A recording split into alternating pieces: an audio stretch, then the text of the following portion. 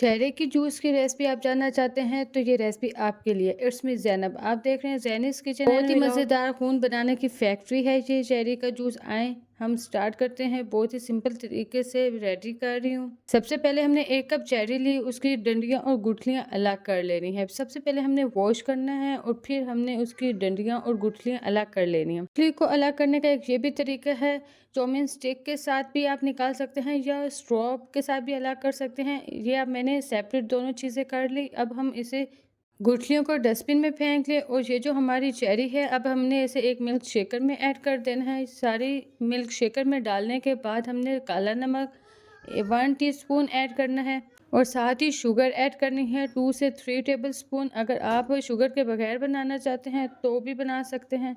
साथ ही हमने ice cubes और बर्फ़ वाला ठंडा या पानी डालना है और फिर हमने स्टार्ट शेक कर देना है। शेक करने के बाद 2 से 3 मिनट मुसलसल शेक करने के बाद हमारा ये रेडी हो जाएगा चेरी का जूस। इस तरीके से भी हम ये अब रेडी है। आप इस तरीके से भी पानी वाला भी पी सकते हैं। अगर इसका टेस्ट और ही मज़ेदार बनाना चाहते हैं तो इसका एक और भी तरीका है। फिर हमने इस जूस को स्ट्रेनर या किसी जाली की मदद से हमने सारा जूस सेपरेट कर लेना है। गुठलियाँ और उसका पल्प वगैरह जो ऊपर वाले छिलका है वो सेपरेट कर लेना है। इस जूस को भी आप ऐसे ही आइस क्यूब्स डाल के पी सकते हैं और अगर और मज़ेदार और फैंटास्टिक बनाना चाहते हैं तो इसमें आप कोई भी सोडा ऐड कर दें।